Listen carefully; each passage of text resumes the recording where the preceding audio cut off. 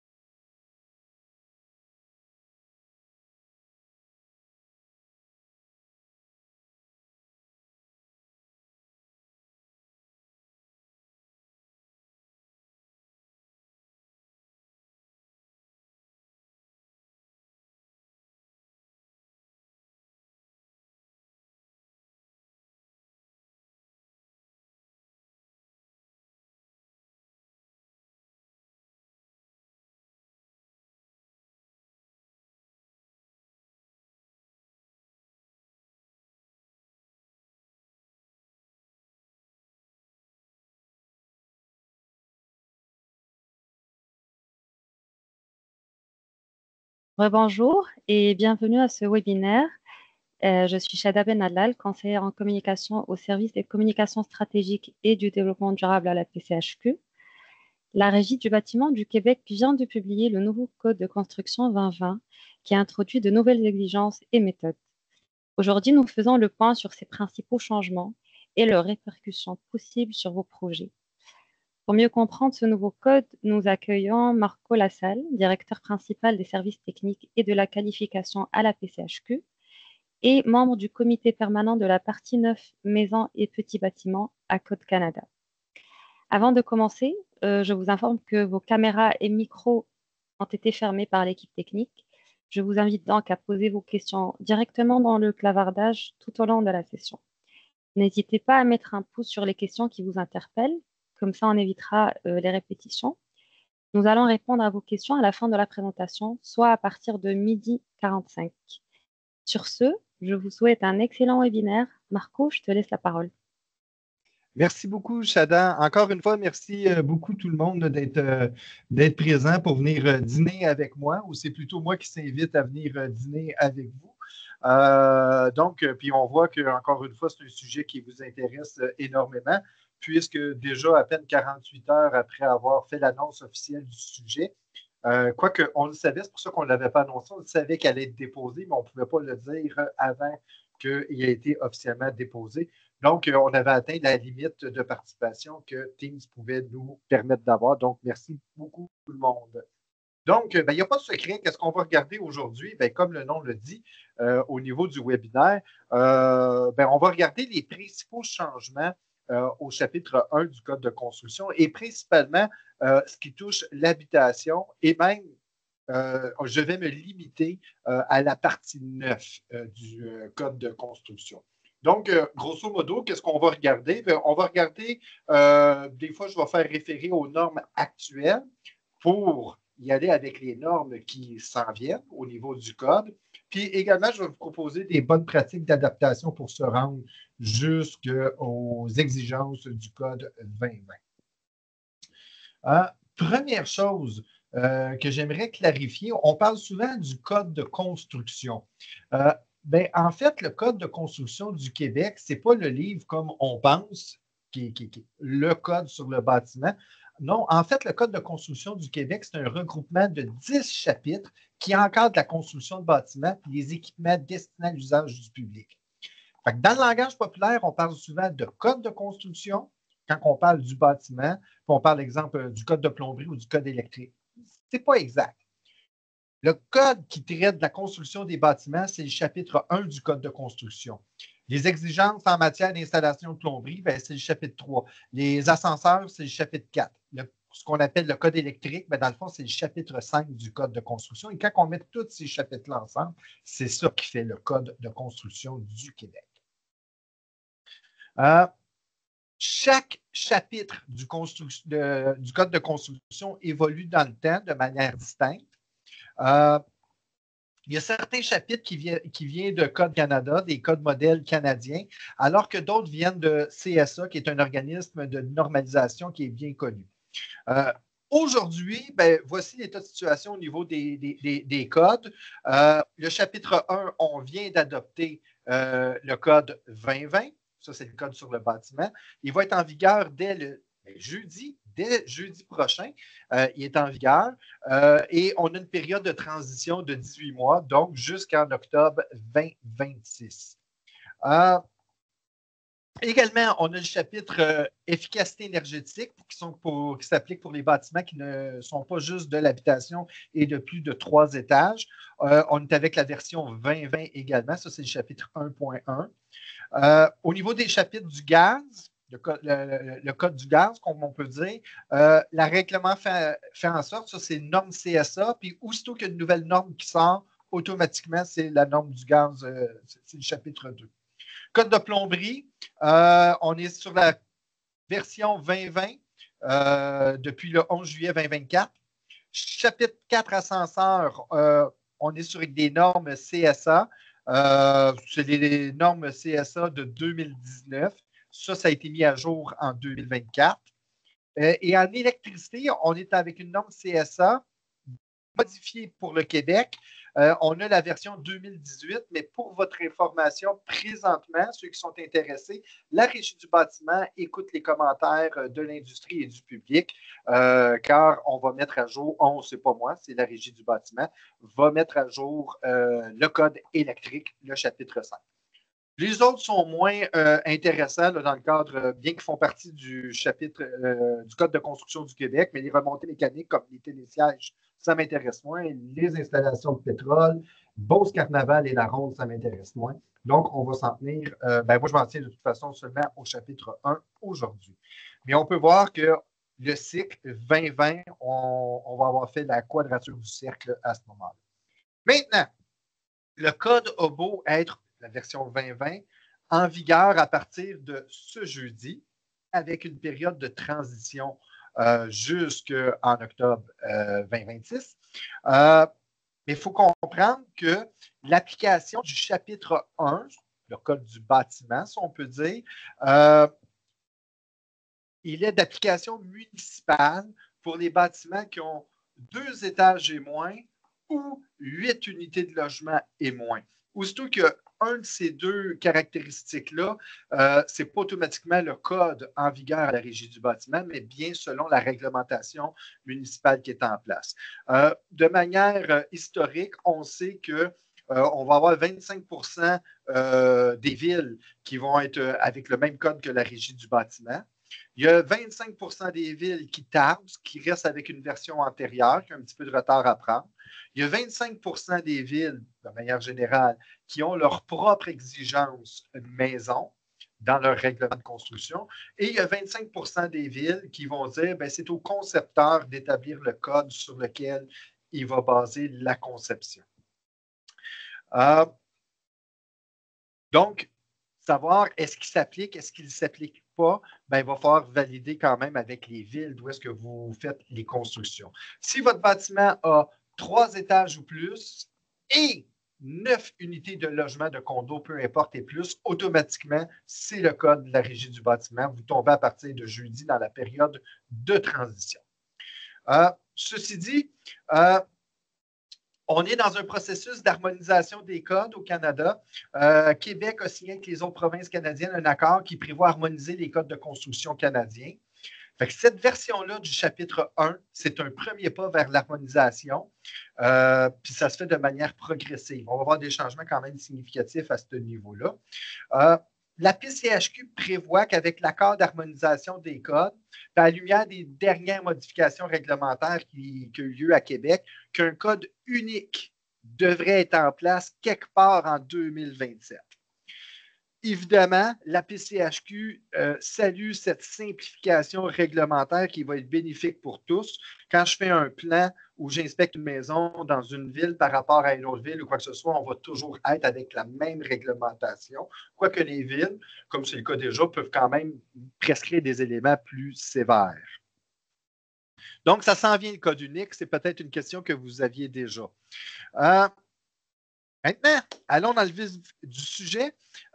C'est quoi les principales nouveautés dans la partie 9 du code? Parce que d'autres éléments majeurs pour les autres parties du code, j'ai vraiment limité, focusé sur la partie 9 du code, qui sont les maisons, les bâtiments d'habitation de moins de 3 étages sont dans cette partie-là. D'une part, je suis dans l'industrie depuis 1999 et puis même avant ça, à l'école, je travaillais déjà avec des codes antérieurs. Puis je n'ai jamais vu de mise à jour de code sans avoir vu de modification au niveau des escaliers.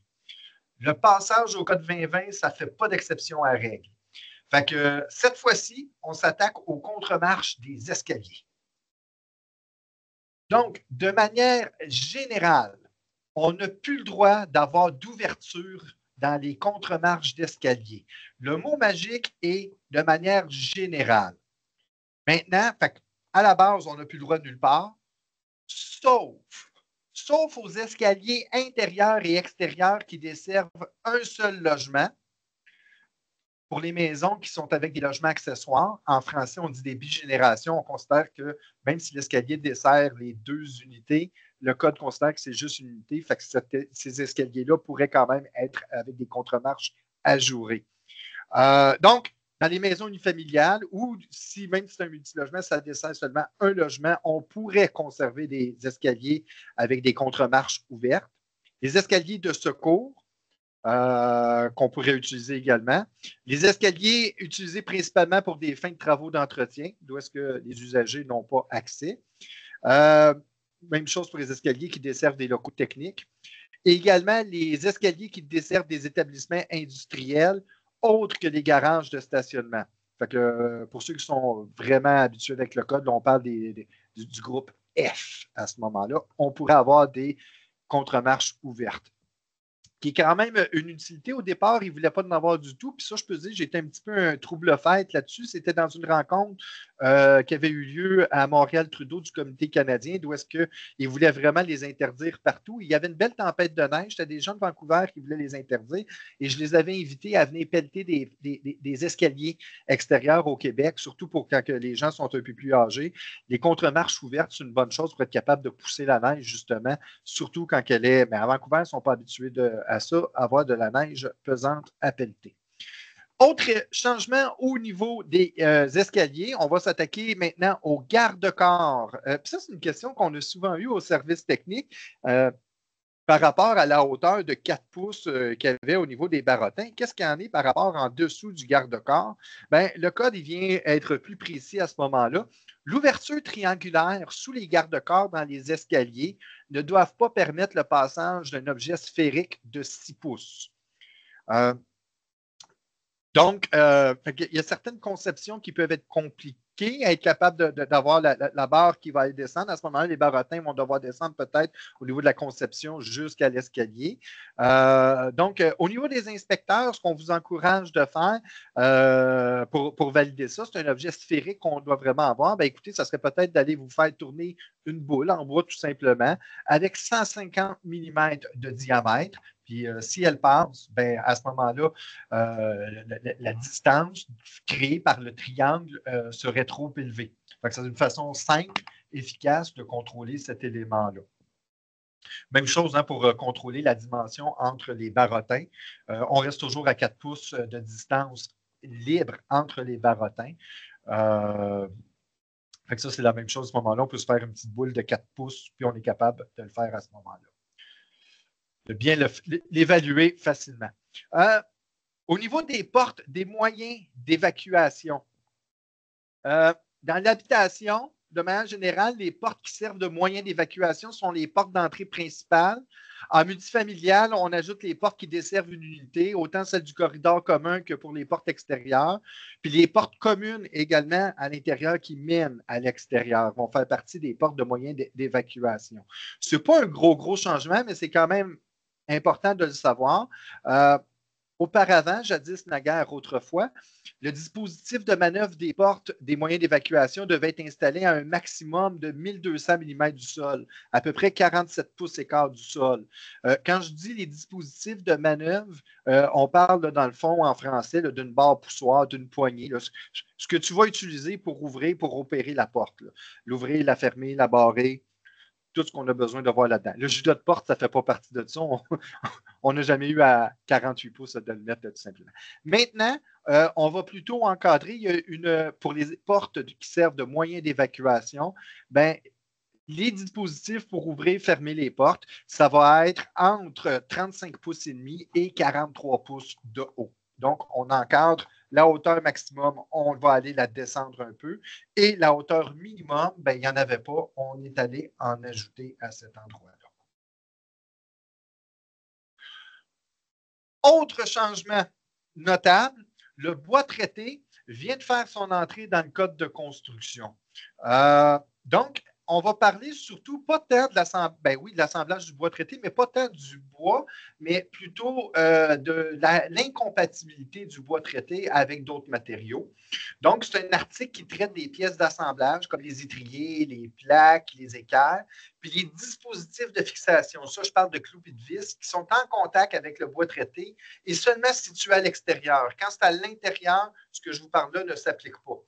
Donc, depuis l'arrivée du bois traité au cuivre alcalin quaternaire, ça c'est en 2004 de mémoire que c'est arrivé, ou à l'azote de cuivre, bien, l'industrie vit des problèmes de corrosion galvanique au niveau principalement des éléments de fixation, les vis puis les clous, mais parfois également au niveau des assemblages en tant que tel. Juste rappeler, c'est quoi la corrosion galvanique? Ben, c'est le phénomène qui, quand tu as deux métaux de nature différente qui sont en contact puis qu'il y a présence d'humidité, il y a une réaction électrochimique qui se produit par un déplacement d'électrons qui va partir du métal le moins noble, il va devenir une anode, vers le métal le plus noble qui va devenir une cathode. Le métaux le moins noble va se corroder puis va se détériorer par le même fait. Dans l'échelle de la noblesse, le cuivre, qui est contenu dans le préservatif du bois traité, c'est un des métaux les plus nobles. Donc, ce qui fait que quand on utilise, exemple, un clou en acier ou une vis en acier, la vis juste cuivre, dans le bois, la condensation, peu importe, les pluies, il y a une présence d'humidité, mais il va y avoir justement l'échange d'électrons à ce moment-là qui va se produire, puis il va y avoir une détérioration. C'est pas pour rien que quand on enlève des vis, si tu en enlèves sur une planche là, qui est à l'extérieur là, depuis un an, là, en bois traité, tu enlèves 10 vis, il y en a minimum 2 qui va juste tourner dans le vide et elle est déjà brisée. Plus souvent qu'autrement, c'est de la corrosion galvanique tout simplement. Donc, nous, on travaille avec du cuivre. Au niveau du cuivre, plus ce n'est pas les seuls métaux, là, plus qu'on descend, plus que ça va aller s'oxyder. C'est un métaux qui est quand même assez noble. On parle à ce moment-là du 5e plus haut dans l'échelle de la noblesse de la grande famille royale des métaux. Donc, 21 ans à peu près après l'apparition du bois traité au cuivre, le code prend en considération ce phénomène-là. C'est le même phénomène qui fait qu'on ne va plus mettre un plaquage en aluminium ou en acier directement sur une colonne en bois traité, par exemple, qui va finir par percer, pareil comme une aile d'auto de Mazda 3. C'est à cause de la corrosion galvanique. Donc, en gros, on va demander à ce que les éléments d'assemblage soient en acier zingué galvanisé à chaud ou un matériau qui offre une protection équivalente ou de l'acier inox. Jusque-là, ce n'est pas ces éléments-là qui sont vraiment problématiques. C'est vraiment au niveau des clous et des vis. On va exiger de l'acier galvanisé qui est avec du zinc, conformément à la norme ASTM A153. Et puis, l'acier inoxydable également, qui fait très bien le travail. Si on prend exemple des vis là, qui fonctionnent super bien, là, Camo, Système Camo, c'est tout de l'inox déjà. C'est des systèmes qui fonctionnent très, très bien. Maintenant, il y a des questions que vous risquez de vouloir me poser puis que je ne suis pas sûr de répondre aux questions. Exemple, les vis à toit traités, qu'est-ce qu'on fait avec ça? Ils sont très clairement pas en acier galvanisé. Est-ce qu'il va y avoir une reconnaissance? Parce qu'on dit si on est capable de démontrer qu'on a une performance similaire.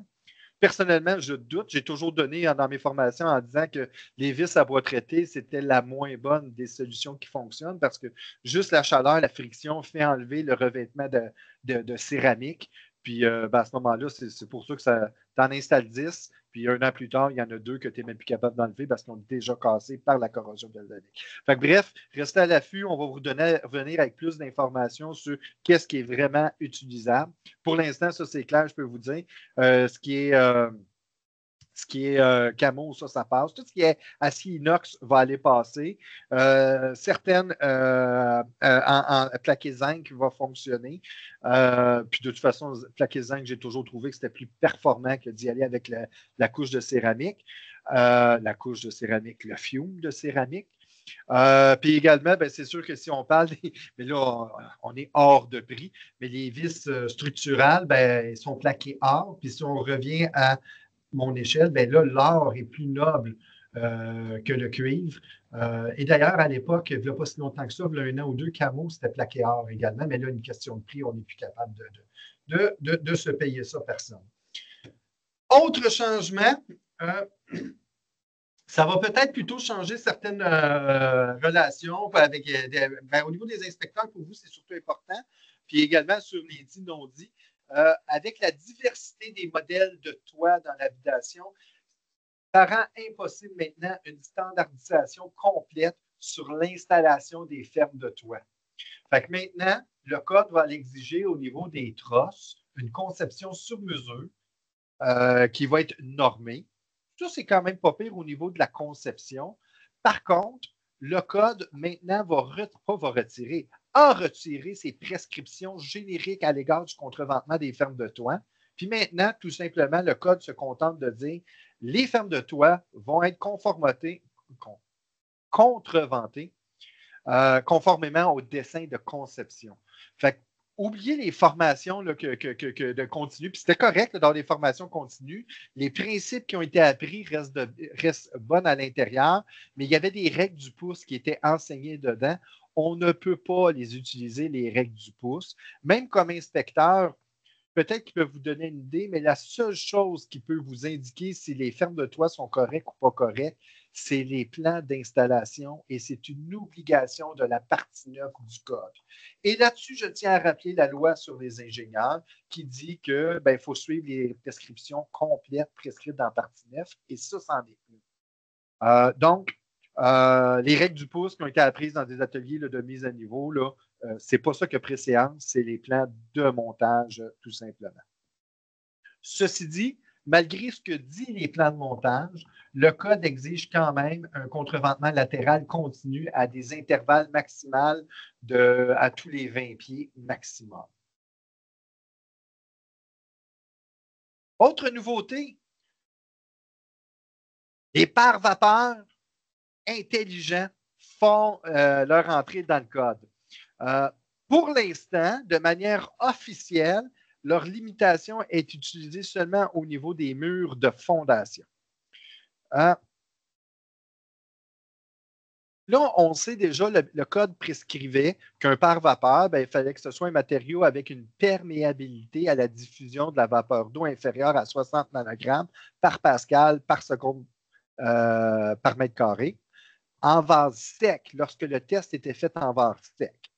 Maintenant, pour les pare-vapeurs intelligents, là, le code, il va dire, écoute, je vais avoir une exigence en vase sec qui est 60 nanogrammes, même affaire, mais également, je vais te dire qu'il faut que ce soit plus de 300 nanogrammes en vase humide.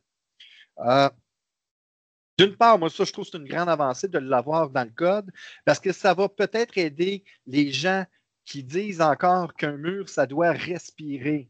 Ça, c'est non.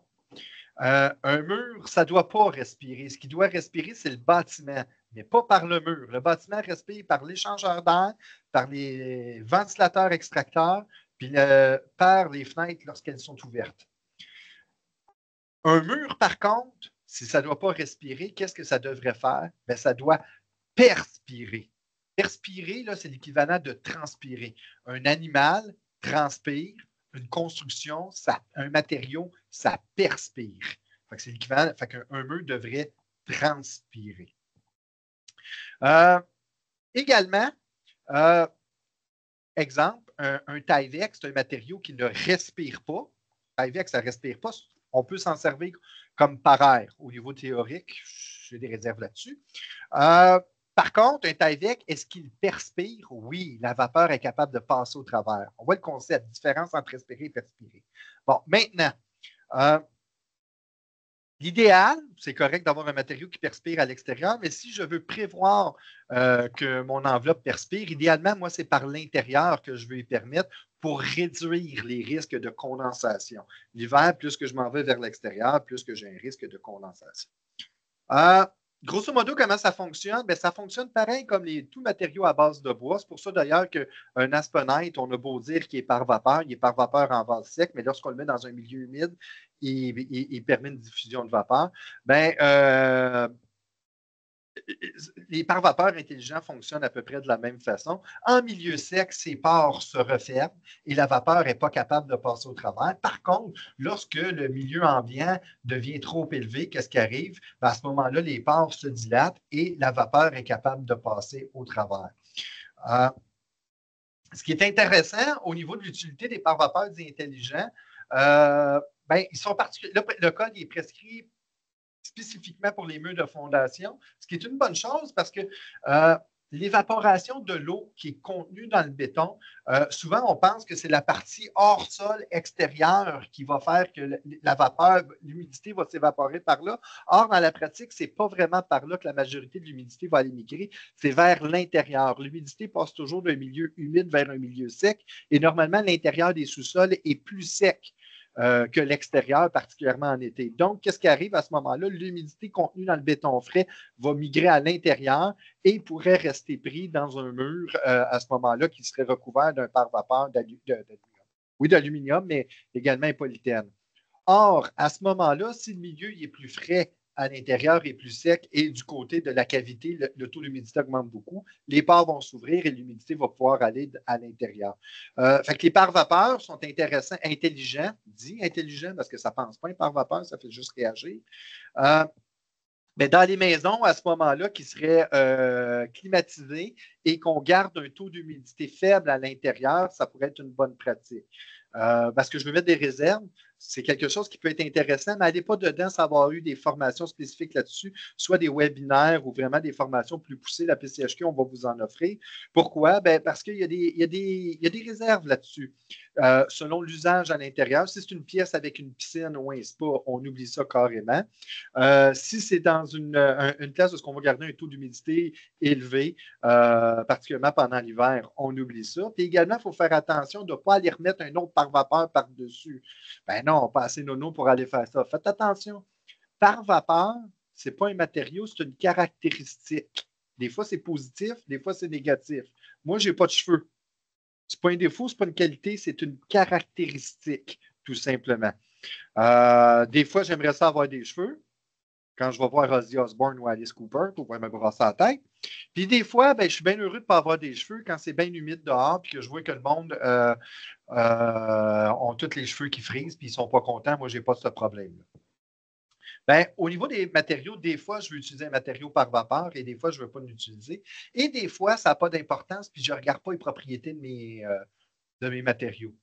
Ben, un matériau qui peut être plus souvent par vapeur que vous pensez, exemple, les peintures, les alkydes, mais également plusieurs latex et des apprêts au latex ont des perméances à la vapeur d'eau alentour de 42-43 nanogrammes. Et d'ailleurs, le code réitère comme quoi que la peinture par vapeur, c'est toujours un bon moyen pour faire un par vapeur. Fait qu'il faut faire attention pour utiliser des matériaux comme ça par-dessus le par vapeur.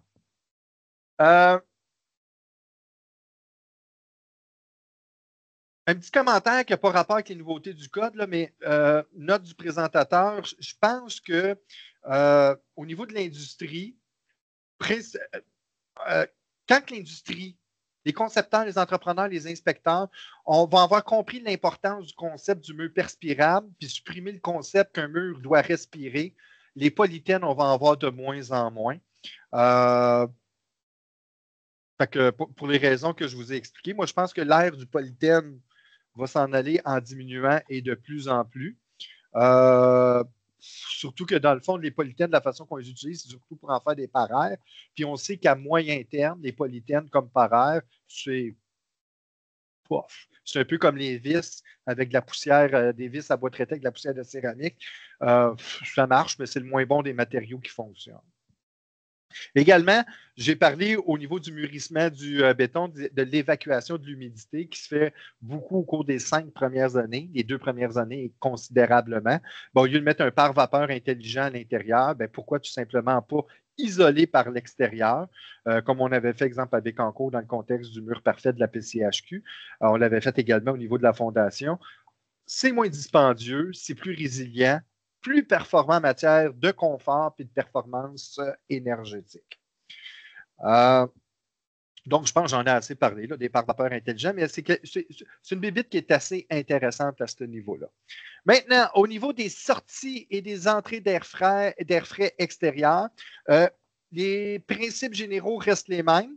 Fait que de manière générale, sans avoir une prescription précise, les prises d'air doivent être situées de manière à éviter que l'air de ventilation soit contaminé par des polluants avoisinants comme le gaz d'échappement d'auto ou l'air évacué par le bâtiment lui-même.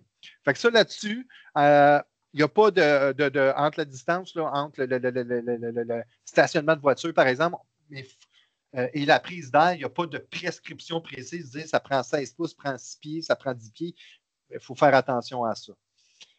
Également, la distance entre la partie inférieure d'une prise d'air et le niveau du sol aménagé ou toute surface horizontale permanente située au-dessus ou au-dessus du niveau du sol. On va prendre par exemple des galeries extérieures, mais c'est 18 pouces de dégagement. Bon, il n'y a pas rien de bien spécial là-dedans, de particulier. Maintenant, les nouveautés au niveau des prises et des bouches d'extraction. On note la distance entre une sortie de cheminée de foyer au gaz puis une entrée d'air qui passe de 35 pouces et demi, 1,8 mètres, à un peu moins de 6 pieds. Fait qu'avant, on était à 3 pieds. Là, on était un peu moins de 6 pieds de distance entre les cheminées au gaz et une entrée d'air. En plus de ça, les bouches d'extraction d'air qui contiennent de l'humidité, comme par exemple l'extraction de la sécheuse, celle du ventilateur de salle de bain, il faut qu'elle soit située à au moins 6 pieds des prises d'air puis des soffites ventilés. Fait que les exhausts de salle de bain et puis de la sécheuse, c'est 6 pieds de distance des soffites et des entrées d'air. Il reste possible d'avoir des bouches d'extraction qui évacuent l'air humide à moins de 1,8 mètres du soffit, donc un peu moins de 6 pieds du soffit, ou même l'installer, ma sortie d'air directement dans le soffit, à condition d'apporter des précautions particulières. Fait que ça, souvent, j'ai vu ça là, dans des rapports d'inspection. Il y a une sortie d'air dans le soffit, c'est pas conforme. Non, c'est pas vrai, c'était conforme. Ça vient de devenir non conforme si le soffit n'est pas bloqué. Et on a des prescriptions bien précises là-dessus qui vont être entre mon 6 pieds ou 141 pouces ou 12 pieds. Fait que là, les prescriptions, ça va être entre 6 pieds et 12 pieds. Même chose, si la bouche d'extraction est située dans un mur, mais à moins de 6 pieds d'un soffit ventilé, le soffit va devoir être bloqué selon les prescriptions d'un tableau bien précis qui est juste ici, qui est au tableau 932.313A. Donc, ce tableau-là, qu'est-ce qu'il nous donne? Il nous donne à ce moment-là la distance entre la bouche d'extraction et le soffit, entre 1 mm et 12 pouces. Ben à ce moment-là, ça va être 3,6 mètres 10 pieds qu'on va avoir à ce moment-là. Et plus qu'on s'éloigne, plus qu'on va être jusqu'à 3 pieds de distance. Bien sûr, on va vous préparer des fiches techniques à cet effet-là pour vous aider et ils vont être faites tout en impérial. Maintenant, un changement majeur à savoir, Québec, on est la première province à l'adopter, mais ça va s'en venir également dans le 2025 fédéral. qui font apparition par rapport au radon. Maintenant, pour les bâtiments d'habitation et les établissements de soins de type résidentiel, c'est un nouvel usage que je ne parle pas ici, mais que le code permet. La conduite qu'on installait pour capter le béton sous la dalle, c'est plus juste en prévision de connecter une colonne d'évacuation pour le futur. Aujourd'hui, il faut que, dès la construction, installer une colonne d'extraction passive. Également, Québec a rajouté des précisions au niveau de l'installation du système de captation sous la dalle. Le code, il va préciser que ça prend une conduite de 4 pouces. Les conduites de PVC, il ne dit pas directement qu'ils doivent être sans trous, mais s'il y a des trous, il ne faut pas qu'ils soient plus gros qu'un demi-pouce. Fait que quand on utilisait des drains PVC, ce que le monde appelait BNQ, les trous avaient 3/4 de pouce, c'est trop gros. Fait qu'idéalement, la conduite de PVC, prenez-la sans ouverture maintenant. Et également, le bout de la conduite va falloir qu'il soit protégé par une grille en acier inoxydable qui comprend des ouvertures entre 3/8 de pouce et 1 demi-pouce ou un système de produit ou de raccord qui va offrir un niveau équivalent de performance en termes de débit d'air et de résistance à la corrosion. Donc, comme je viens de le dire, ça va prendre une colonne passive dès la construction partout au Québec pour les habitations. Maintenant, pour qu'une colonne passive puisse, quand on dit passif, ça veut dire qu'il n'y a aucun élément mécanique. On n'installe pas de ventilateur après, c'est tout simplement l'effet de cheminée qui devrait provoquer une aspiration du radon. Donc, pour qu'une colonne passive puisse avoir un minimum d'efficacité, on ne peut plus l'évacuer par le mur à solive de rive comme on le fait avec un ventilateur mécanique, par exemple, même si c'est la méthode la plus efficace au niveau mécanique, c'est dans le mur la méthode la plus efficace. Mais pour le passif, ça ne marche pas. Il faut dépasser la toiture pour avoir l'effet de succion pour créer une pression positive à l'intérieur de la conduite. Donc, il faut brancher la colonne sur l'installation de canalisation qu'on faisait déjà sous la dalle. On traverse l'ensemble du bâtiment le plus verticalement possible. Puis on va sortir au-dessus du toit, minimum 6 pouces en hauteur, puis une distance minimale de 10 pieds d'un mur, dis-je bien, qui se prolongerait au-dessus du toit. Puis si jamais il y a un toit, par exemple, il y a un autre toit là, pour un deuxième étage, là, une partie qui a juste un étage, une partie qui a 2 étages, si on est près d'un toit, d'un autre mur, c'est 10 pieds d'écart également de distance. Là, j'ai utilisé l'expression le plus verticalement possible. Ça veut dire qu'il est permis que la colonne qui va monter soit décalée de façon horizontale sur chaque étage, y compris au sous-sol. Fait qu'on peut, dans les planchers, la tourner. Par contre, c'est maximum 12 pieds, puis avec des raccords entre 22,5 et 90 degrés. Et toutes les parties horizontales vont avoir une pente d'au moins 1,50. On a peur de la condensation, on a peur de la pluie, on a peur que ça brise puis que le radon rentre dans la maison finalement. Les tuyaux qui vont faire la colonne d'évacuation, je ne parle pas de le branchement sous la dalle, je parle de la colonne d'évacuation. On va parler de PVC de la série 40. Puis si jamais il passe dans des endroits non chauffés, il va falloir l'isoler. Un endroit non chauffé, je vais y revenir, mais l'entretoit, c'est fort probablement un endroit non isolé. Non chauffé, devrais-je dire. Le haut aussi de la sortie va devoir être protégé, bloqué par un grillage. Le même grillage dans le fond qu'en bas, c'est-à-dire en acier inoxydable, un équivalent, avec des mailles de 3/8 de pouce à 1 demi-pouce. Un autre élément, il ne faudrait pas aller percer ces colonnes-là. On ferait rentrer du radon dans la maison. Fait que les conduites de la tuyauterie des colonnes verticales d'évacuation qui vont se retrouver dans des murs creux, des cloisons, faut qu'il y ait au moins 1 pouce et 11/16 la surface du mur. Fait que ça me prend un dégagement de 1 pouce et 11/16 derrière le gyps pour ne pas aller le percer. Ou sinon, il va falloir le protéger au niveau des perforations, aux intersections des solives, des poteaux, des sorbières, etc., par des éléments en plaque ou des manchons en acier d'au moins 1/16e d'épais.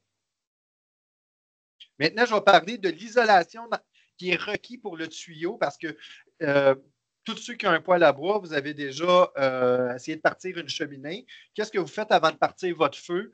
Vous faites chauffer du papier pour réchauffer la cheminée parce que si elle n'est pas assez chaude, je n'aurai pas de tir. Je ne serai pas capable de partir mon feu. Ça va refouler à l'intérieur de ma maison. Système passif, il faut que j'aie mon tuyau suffisamment chaud pour le faire. On ne va pas mettre un système de chauffage à l'intérieur, mais on va l'isoler parce qu'il part quand même d'une partie chaude. Fait qu'il quand même, l'air est suffisamment chaud, en tout cas dans les études qui ont été proposées au CNRC à Code Canada à cet effet-là. Donc, la quantité d'isolant requis en partie dans l'entretoit, ça a un impact sur la performance de tir du système passif. Donc, la quantité d'isolant exigée va varier en fonction de la ville selon un concept qui s'appelle température de calcul de janvier à 2,5 en degrés Celsius, puis la longueur qui est dans l'entretoit. Fait que bref, plus que tu es dans une ville qui fait frette, puis plus que ton tuyau est long, la partie dans l'entretoit, plus qu'il va falloir isoler. Ce qu'on appelle la température de calcul en janvier, la 2,5 là, ça, vous allez trouver ça à l'annexe C, les données climatiques du Code de construction. Les villes du Québec sont répertoriées là. Donc, au niveau du radon, comment ça fonctionne? On continue ce qui était déjà en place sous le niveau du sol. On utilise une conduite en PVC 4 pouces non perforée avec la grille. On la branche sur une colonne d'évacuation en PVC série 40 non perforée, évidemment. Puis on va marquer à maintes reprises dessus le mot radon pour pas que personne ait plugué une toilette dessus, le plus verticalement possible. Puis on va dépasser le toit 6 pouces minimum. La partie dans l'entretoit va devoir être isolée en fonction de la ville, puis également de la longueur qui est dans l'entretoit. Ici, j'ai donné là, dans le tableau là, des exemples de villes avec les. Grosso modo, là, au Québec, on part de la section 18 à 24, puis on s'en va à 35. C'est ces sections-là. Là. En bas de 5, aller jusqu'à 17, il n'y a aucune ville qui est là-dedans. Fait qu'exemple, une section à Montréal de 4 pieds dans de 4 pieds et moins dans l'entretoit de tuyaux pour le radon, ça va pouvoir être isolé R4. Par contre, mettons le bâtiment juste à côté à Montréal, ben lui, si j'ai 10 pieds, exemple, c'est un toit avec une forte pente, puis j'ai 10 pieds, ben lui, ça va prendre R24 d'isolation. Fait que c'est quand même assez majeur, là, les variations qu'on peut avoir. Encore là, on va vous préparer des fiches techniques pour vous mettre ça en français pour que ce soit simple, simple, simple, au niveau des concepteurs, au niveau des entrepreneurs, puis au niveau des inspecteurs. Fait qu'il faudrait peut-être prévoir au niveau de la conception, puis les concepteurs, ce serait peut-être une bonne idée de le marquer ou le mettre, particulièrement quand on a des fortes toits, pour ne pas les sortir trop proches du fait à ce moment-là, puis qu'on soit prêt avec des beaucoup trop longues longueurs dans l'entretoit. Il va falloir prévoir soit des cloisons en 2/6 à l'intérieur pour pouvoir passer. C'est une conduite de 4 pouces qu'on monte, ou une espèce de shaft, un vide technique pour pouvoir passer la colonne dans un garde-robe, quelque chose qui serait fermé pour partir du sous-sol, aller jusqu'à l'entretoit. C'est super important. Pourquoi? Parce qu'on veut les protéger, parce qu'un tuyau de radon qui serait percé, surtout dans un bâtiment qui serait en pression négative, on pourrait aller au lieu d'améliorer la qualité de l'air, on pourrait la détériorer dans la maison. Personnellement, moi, j'ai des grosses réserves à mettre la colonne passive partout, mais ce n'est pas moi qui décide. La loi, c'est la loi, comme dirait Séraphin. C'est écrit en français, c'est simple, c'est la loi. C'est pas comme ça qu'ils disaient ça. Je leur travaillerai celle-là. Gros changement. La partie 11, efficacité énergétique, bye bye. Elle n'existe plus. La partie 11 était une partie qui n'existait qu'au Québec. Pas qu'elle était nécessairement vilaine, c'est surtout qu'elle était incomplète à certains égards. Donc, et on est dans un processus d'harmonisation des codes au niveau du Canada. Donc, on délaisse la partie 11 et on s'en va avec la section 936 qui existe depuis le code 2010 dans le reste du Canada, avec quelques petites particularités qu'on garde de la partie 11. Mais la partie 11, elle sort, on rentre la section 936. Bon, maintenant, au niveau de l'efficacité, il y a 3 méthodes pour se conformer. Ce n'était pas aussi officiel que ça, mais c'était quand même de même dans la partie 11. La première, ça reste la méthode classique, la méthode prescriptive. Tu vas mettre R24.5 sur tes murs. C'est assez clair, ça. Ça va te prendre un recouvrement de pont thermique de R4. C'est assez clair, ça. La deuxième, c'est la méthode de substitution. Si jamais tu n'es pas capable d'atteindre un élément qui est dans la prescription, exemple le 30 maximum de surface vitrée, ben, à ce moment-là, on va pouvoir faire une substitution, de faire une modélisation, puis de démontrer que, ben, écoute, parfait, j'ai mis R60 dans le plafond, puis ça l'a compensé. Et la troisième pourrait être carrément une méthode par performance énergétique. Essentiellement, on n'invente rien. Pour ceux qui sont déjà habitués avec le chapitre 1.1, efficacité énergétique, qui s'applique à tous les bâtiments qui n'étaient pas sur la partie 11, ben c'est les mêmes systèmes. Fait que, bref, les conseillers en efficacité énergétique, c'est intéressant. Vous allez solliciter là-dedans. Également, tous ceux qui sont technologues professionnels sont reconnus d'emblée pour pouvoir effectuer à ce moment-là, informez-vous auprès de l'ordre ou appelez-nous les membres chez nous pour avoir l'encadrement, pour pouvoir être reconnu, pour pouvoir faire ces parties-là à ce moment-là. Donc, Québec a adopté la section 936 du Code national du bâtiment. En français, ça veut dire qu'on adopte des articles beaucoup plus complets sur la construction, l'assemblage d'éléments permettant d'atteindre des meilleures performances énergétiques. Par contre, on conserve les mêmes prescriptions que la partie 11. On reste encore avec des R totales, c'est-à-dire que quand j'ai un 2 par 6 avec une laine R20, on fait encore à croire au monde que ça vaut R20.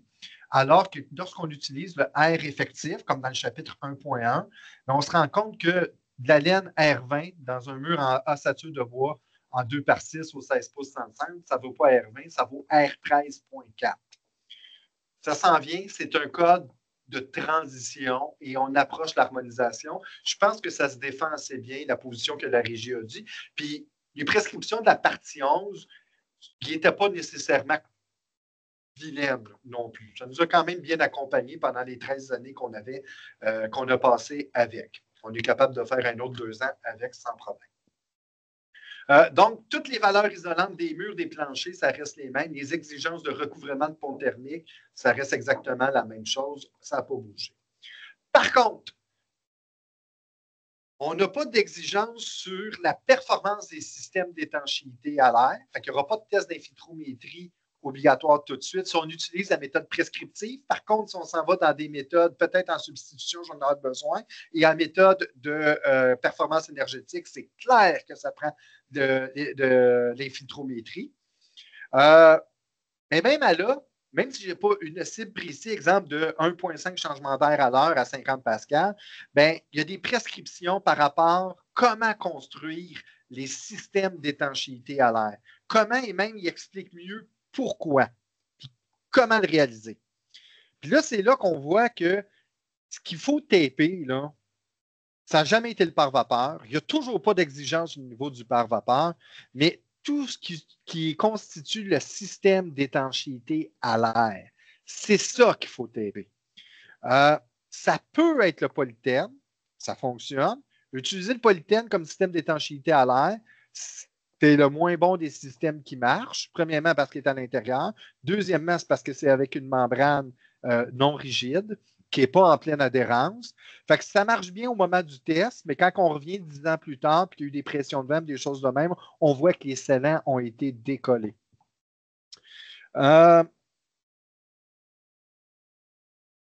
Donc, le code nous donne des recettes sur qu'est-ce qu'on doit utiliser, où on doit faire nos jonctions, avec quoi on doit faire nos jonctions. Puis ça, on va avoir des belles formations qui s'en viennent pour vous, autant au niveau des inspecteurs, des concepteurs que des entrepreneurs sur l'étanchéité à l'air. Bref, quand on tape un polythène, ce n'est pas parce que c'est un pare-vapeur, c'est parce qu'on veut en faire de l'étanchéité à l'air,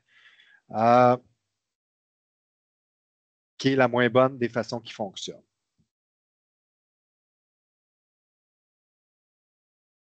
Maintenant, ça, ce n'est pas un changement, mais je veux le ramener parce que c'est une spécificité québécoise.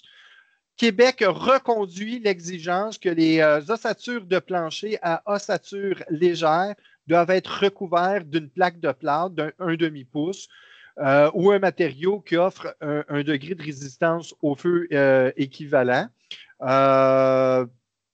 Puis ça veut dire à ce moment-là, par contre, on n'est pas obligé de tirer les joints sur ces éléments-là. Si jamais on fait ça, ça veut dire qu'on n'a plus besoin de mettre une protection sur les mousses plastiques qui auraient été utilisées en solive de rive pour ceux qui pensent encore que mettre du polyuréthane donne une meilleure performance et que c'est une meilleure pratique de mettre ça au niveau des rives. Vous avez le droit de le penser. Votre opinion vaut la mienne. Moi, j'ai des réserves là-dessus pour plusieurs raisons.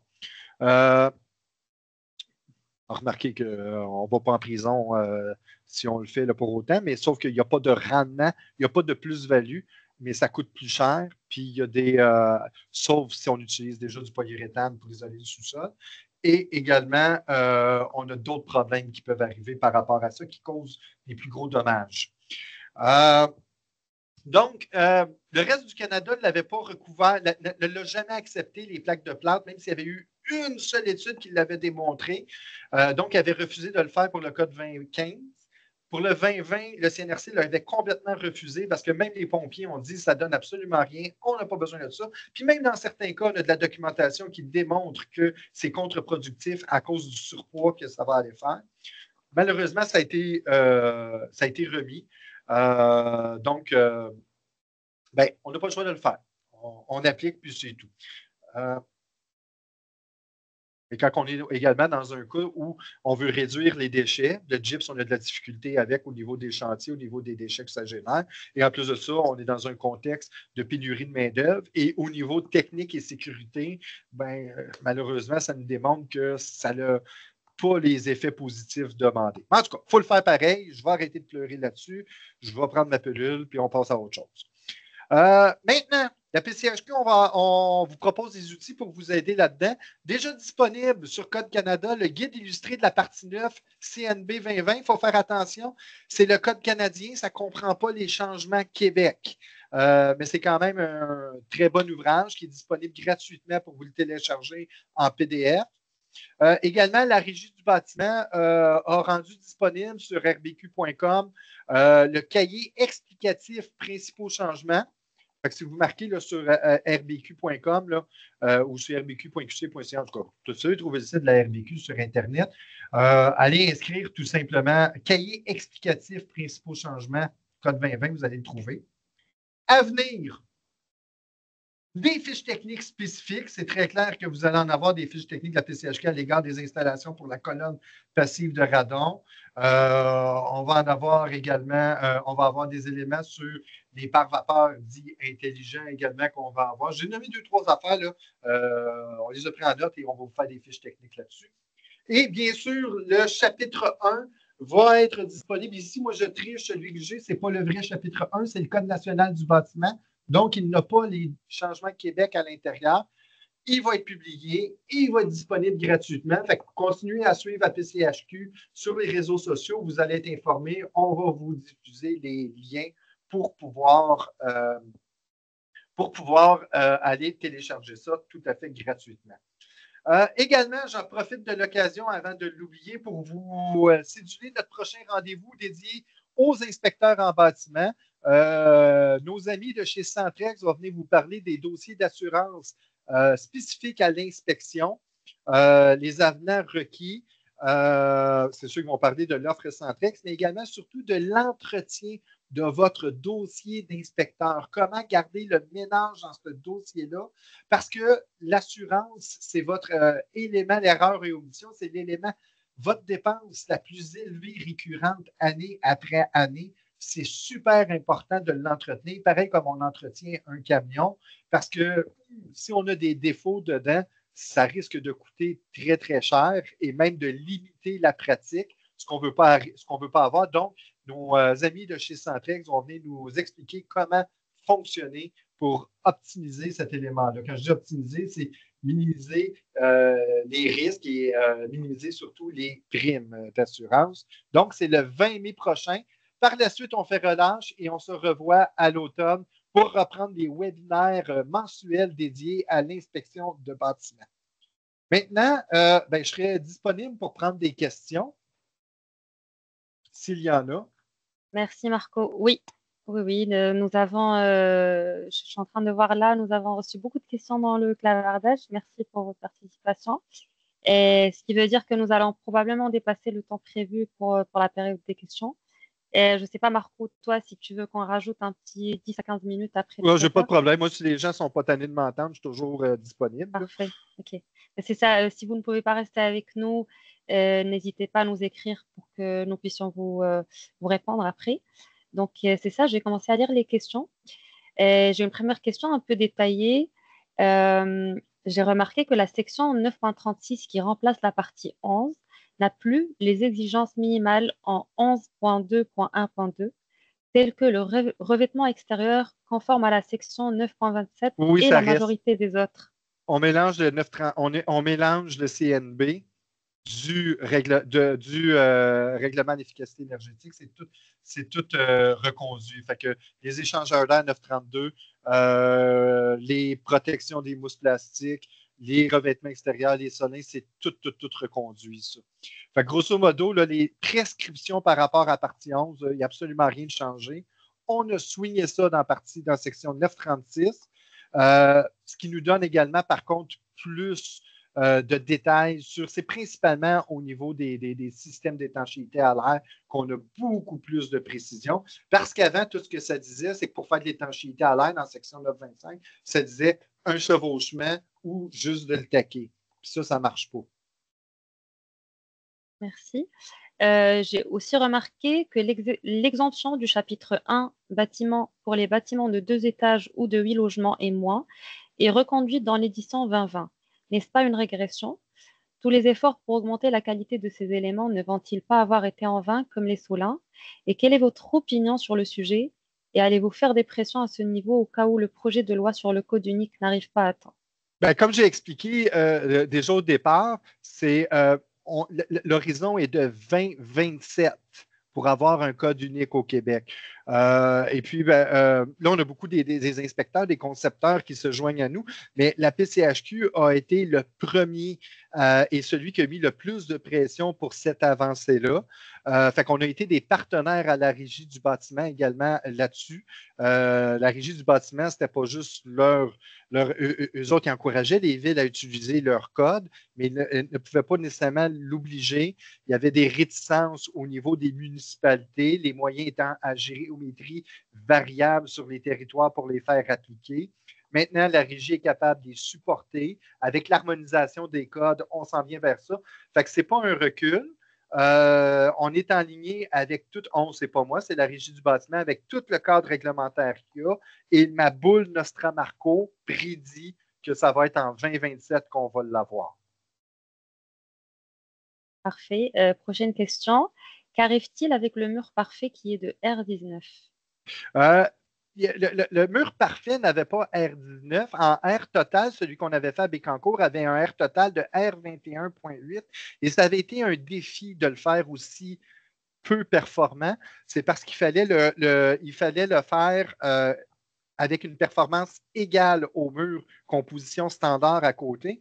Et le mur standard à côté avait R21.6 en effectif. Fait que ce qu'on a fait, on a fait une modélisation énergétique. Le plafond est isolé. Les deux maisons, les plafonds sont isolés R60 et on a compensé. Mais nous, ce qu'on recommande, c'est vraiment, on avait des coupes de murs qui étaient R24.6 effectifs et dans le fond, qui vont déjà être pour la dernière hausse en efficacité énergétique du R29.5 total. Fait que pour le mur parfait, il n'y a vraiment pas de problème là-dessus. On est capable de le faire amplement. Merci. Qu'est-ce qui va arriver avec les formations exécution 1.1? Juste une affaire, je m'excuse, c'est Christian. Oui. Christian, je te passe un message. La semaine prochaine, on peut se parler. OK, on peut continuer, Chada. Donc la question c'est, qu'est-ce qui va arriver avec les formations exécution 1.12 qui est donné avec le CNB 2015 modifié? Nous, la PCHQ, on va se mettre à jour très rapidement à cet effet-là. Ce n'est pas 100% du code qui est changé, c'est certains éléments qui sont changés. Là, c'est sûr que ceux qui ont déjà débuté puis on est en période de transition de 18 mois également, qu'il faut considérer également là-dedans. Mais on va se mettre à jour à ce niveau-là, au niveau de la PCHQ. Et là, j'ai parlé que nous, ça nous exige des nouvelles fiches techniques, mais on a également des fiches techniques maintenant qui devront également être adaptées au code 2020. Parfait. Le radon est un gaz lourd qui s'accumule dans les sous-sols. Est-ce que l'effet de cheminée sera suffisant? Santé Canada dit que oui. Citez pas Marco Lassalle là-dessus, citez Santé Canada. C'est parce qu'on attaque le sujet à l'envers. Ça, je m'étais fâché à la dernière rencontre là-dessus, puis malheureusement, je vais me retrouver sur le comité de normalisation là-dessus. C'est parce qu'ils trouvent qu'il y a encore des problèmes au niveau, au niveau du radon. Puis au lieu de regarder il est où le problème, on rajoute toujours des nouvelles exigences. Or, le problème, là déjà, entre les codes 2010 et le code 2020, le code avait compris que ce n'est pas un pare-vapeur que ça prend pour prévenir des infiltrations de radon, c'est un par-air parce que c'est un gaz lourd, c'est par déplacement d'air qui rentre dans l'intérieur du bâtiment. Fait que c'est pas un pare-vapeur que ça prend, c'est un matériau étanche à l'air. Depuis le code 2015, c'est ce qu'il demande. Malheureusement, il est encore avec, il y a juste Québec qui a rajouté ça, le polythène. Or, les systèmes d'étanchéité à l'air faits avec un polythène sont toujours moins bien exécutés. C'est pas bien compliqué. Ceux qui font des tests d'infiltrométrie, je vous invite à remarquer, c'est partout où est-ce que l'air va rentrer, c'est au périmètre des sleeves, des manchons dans le sous-sol. C'est là. Pourquoi? Parce que vous l'ouvrez en X, le polythène, au travers du manchon, puis là, on vient le replier, puis on met du tape rouge ou du tape bleu, parce qu'il y en a qui nous ont fait à croire que c'était juste lui qui va taper par vapeur. Or, il n'y a aucune exigence légale de taper par vapeur. Mais dans tous tes plis qu'il y a, c'est par là que l'air va aller rentrer. Alors qu'il y a des systèmes, Hermétique Soya, ils ont homologué leur système pour le radon, ça fonctionne super bien. Matériaux rigides. Oui, j'écris mes devis rigides. Owens Corning ont un excellent système qui s'appelle Radon Barrier, qui est essentiellement du codeboard. Il fait un excellent travail, beaucoup plus performant. Moi, chez nous, là, c'est ça que j'utiliserais, particulièrement si c'est mes enfants qui dormiraient dans le sol. Je suis en train de me fâcher. Mais bref, il va falloir le mettre partout, mais au lieu de s'accarder, c'est quoi le problème? C'est des problèmes d'exécution parce qu'on ne prescrit pas les matériaux le plus efficaces. C'est pour ça qu'on en rajoute, on en rajoute. Et l'autre problème que j'ai par rapport à mettre une colonne au toit, c'est que si ce n'est pas suffisant, on va rajouter un ventilateur. Donc, ça serait intéressant, je ne l'ai pas dit, parce qu'il n'y a pas l'obligation, mais il faudrait rajouter une prise électrique dans l'entretoit pour pouvoir mettre un ventilateur extracteur éventuellement. Et le problème, c'est que lorsqu'on y va avec par extraction, par mécanique, il y a trop d'humidité qui sort. Puis imaginez un évent de plomberie, exemple, beaucoup d'humidité qui sort. Il va comme se faire un bouchon en forme de champignon sur le dessus. Puis à un moment donné, ta sortie va être bloquée. Ce n'est pas théorique, ça s'est vu. C'est pour ça que lorsque c'est une évacuation mécanique, la meilleure pratique, c'est au niveau de la solive de rive. Mais tu ne peux pas faire une sortie passive par la solive de rive. Fait que, bref, qu'est-ce qui arrive? Pas convaincu de la plus grande efficacité, de la pertinence de mettre la colonne passive au niveau du. Puis en plus de ça, la méthode palliative, si on a un problème, c'est la moins bonne des méthodes. Oh, ça, je suis de bonne vent. Mais je suis en forme. Oui. Une autre question sur les soffites. Les soffites de toiture sont seulement concernés ou les soffites de balcon également? On parle de soffit ventilé. Ah, la question est bonne. La question est bonne. Là, je présume, je peux, au risque de me tromper, mais je suis pas mal certain, on parle juste des sorties qui vont dans l'entretoit, mais il me semble que c'est pas si clair que c'est spécifié que ça. Je suis pas sûr de mon affaire. Ça, je viens de l'avoir d'un dent, là, bien comme il faut. Je sais pas, il faut vérifier. Parce qu'il me dit, oui, je l'ai dit proche. Tu proche mon code. Ah, j'ai le code, mais allez le voir dedans. On est là dans le 932.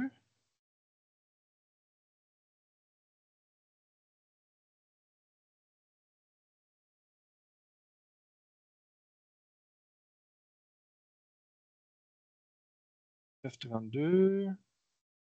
Sorti.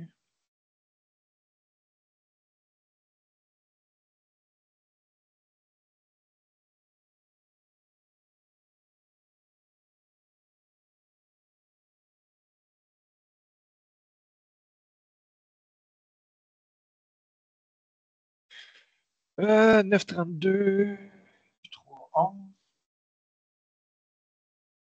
313. On parle de soffit ventilé, on ne parle pas nécessairement d'entretoit. Fait que, si toute réserve, je dirais qu'il faudrait bloquer au niveau des balcons également. Même si ce n'est pas ça le but qui était prévu au départ. Une autre question. Y a-t-il une distance entre la sortie de radon sur le toit et les vents de plomberie? Non, il n'y a pas de distance sur cet élément-là. Oui. Autre question sur les pare-vapeurs, il me semble. La question, c'est dans une maison centenaire en planche, il me semble que est-ce que c'est également applicable pour les maisons centenaires en planche? Bon, là, le code, il l'a juste prescrit au niveau des murs de fondation. Maintenant, pour les pare-vapeurs sur les murs de bois, bien, ce qu'il va aller chercher, c'est avec une méthode ASTM E96 de mémoire qui va dire que quand tu mets ton pare-vapeur dans un dessicant sec, ça prend une perméance en bas de 60 nanogrammes. Et ces les pare-vapeurs intelligents ont cette caractéristique-là. Fait que, techniquement, on pourrait les utiliser. Moi, je vous recommanderais surtout d'y aller avec ceux qui ont un CCMC parce qu'il y a des limites d'utilisation. Moi, je veux vraiment qu'on y aille plus avec de la conception à ce moment-là, faire une analyse d'enveloppe pour voir. Mais c'est sûr que je préférerais quand même un pare-vapeur intelligent. Il faut faire attention si c'est un milieu bien humide. Bon, mais puis, dans le fond, pourquoi c'est intéressant là-dessus? L'été, si tu climatises, il fait plus chaud et humide dehors que dans ta maison. Fait qu'à ce moment-là, le phénomène d'humidité, la migration d'humidité va partir de l'extérieur vers l'intérieur. Puis là, ton polythène est rendu du côté froid de l'enveloppe. Or, un pare-vapeur, ça va du côté chaud. C'est là que les pare-vapeurs intelligents sont intéressants pour laisser la vapeur d'eau migrer à l'intérieur de la maison et ne pas causer de dommages. Mais pour des pièces sur pièces, des maisons centenaires, toutes ces choses-là, moi, j'aime mieux avoir l'ensemble des éléments là-dessus. Puis quand on veut isoler ou quoi que ce soit, c'est toujours par l'extérieur, ces éléments. Merci. Une autre question. Dans le cas d'un projet avec stationnement souterrain, est-ce que la conduite pour le radon est obligatoire? Aucun logement en sous-sol ou demi-sous-sol. Il y a des logements en contact avec. Il y a quand même des bâtiments. Le radon, c'est partout d'où est-ce que je vais aller le voir de mémoire par cœur. Mais surtout quand est un bâtiment d'habitation, ça va le prendre de mémoire. Vous ne fiez pas à ma mémoire, fiez-vous à ce que je vais lire à la place.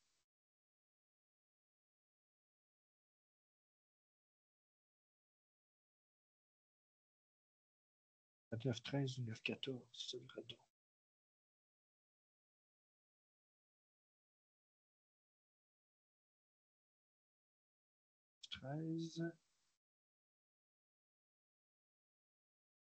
Oh.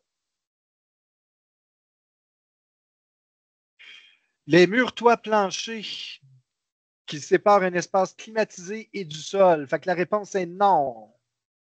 Pas besoin. Merci Marco. Autre question. Est-ce qu'il va avoir plus de précision pour l'installation des moulures anti-rongeurs derrière les revêtements extérieurs?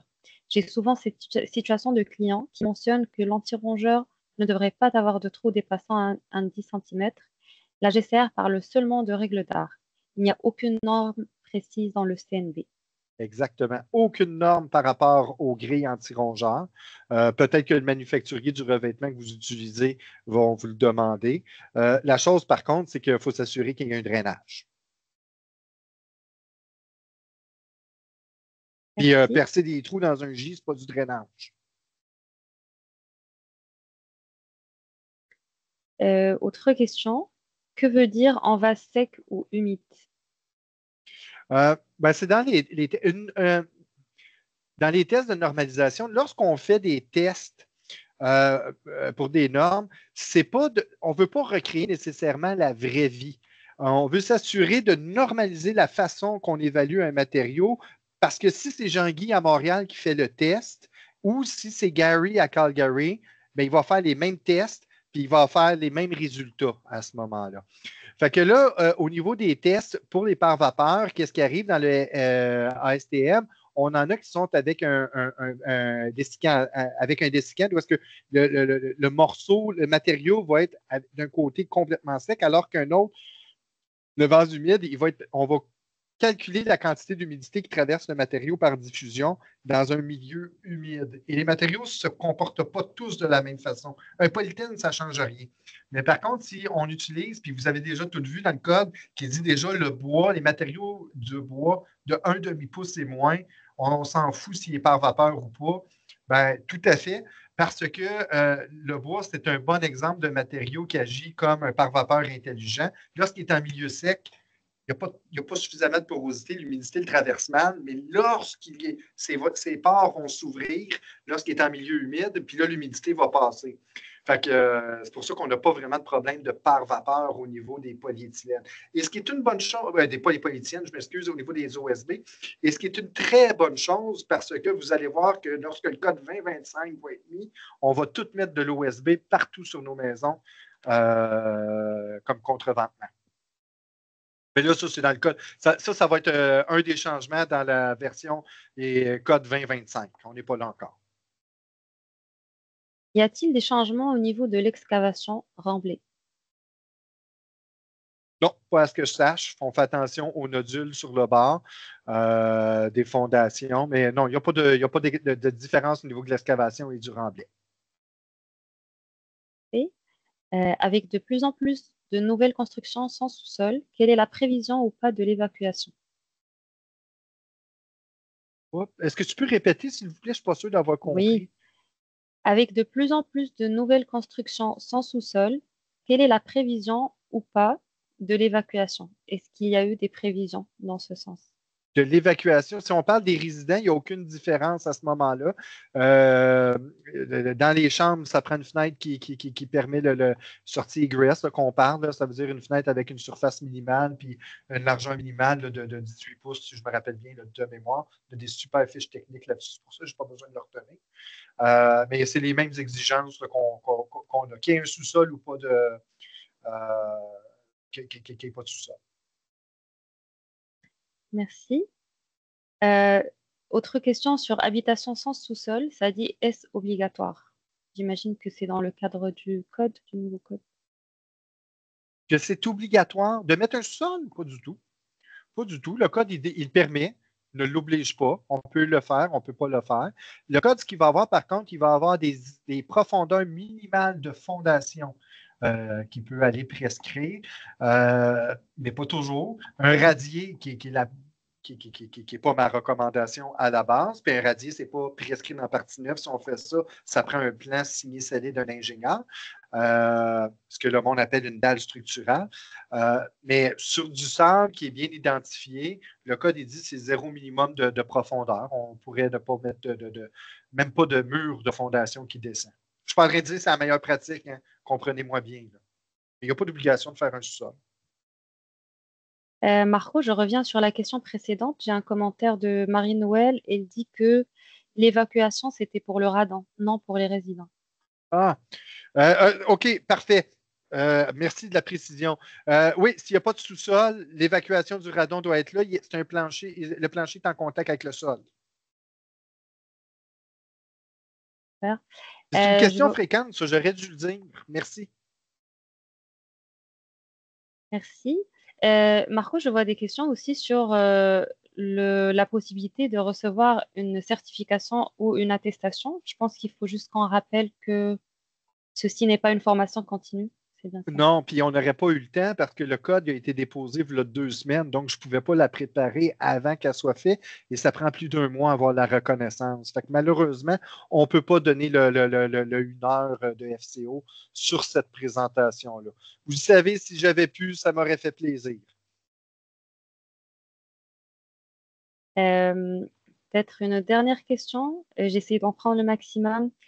Est-ce qu'il y a des concentrations obligatoires et est-ce que c'est la fin des tests? Okay. Là, j'imagine, on parle du radon encore. Ça n'existe plus, les concentrations particulières ou quoi que ce soit. C'est toujours la recommandation de Santé Canada, c'est de dire, c'est pas le code, c'est Santé Canada qui fait une recommandation de dire, lorsqu'on a une concentration de 200 becquerels et plus, on doit intervenir. Mais ce n'est pas de dire en bas de 200 becquerels, tu n'as rien à faire. Idéalement, Santé Canada aimerait ça que ce soit zéro. On n'est pas capable de prescrire zéro. On n'est pas capable de contrer. Ce serait comme de dire c'est zéro changement d'air dans une maison. C'est pas vrai. C'est impossible de faire ça. Fait que le 200 becquerels, c'est la mesure établie par la communauté scientifique pour dire que à partir de ce moment-là, il faut intervenir et on est à moyen terme. Là. Mais tu sais, si tu as 199, considère que tu es au-dessus de 200 becquerels de toute façon. Puis les tests, ben, ça reste toujours une bonne chose. Et même si j'ai fait un test qui était, exemple, à 75 becquerels, ben, c'est bon périodiquement de refaire le test parce que ça peut fluctuer dans le temps. Juste avec des travaux de génie civil dans la rue ou quoi que ce soit, peut faire en sorte que je n'avais pas de radon et maintenant j'en ai. Peut faire en sorte aussi le contraire, que j'en avais et maintenant j'en ai plus. C'est le voisin qui l'a. Merci Marco, un grand merci. Sur ce, je clôture la session des questions. Merci à toutes les personnes qui ont été présentes aujourd'hui. Vous allez recevoir un courriel de suivi jeudi avec une copie de la présentation en PDF, ainsi qu'un court sondage de 2 minutes pour évaluer ce webinaire et pour recueillir vos suggestions. Et je vous souhaite un très bon après-midi. Hey, merci beaucoup tout le monde. C'est vraiment un privilège pour moi d'avoir cette tribune-là avec vous autres. Salutations à la gang.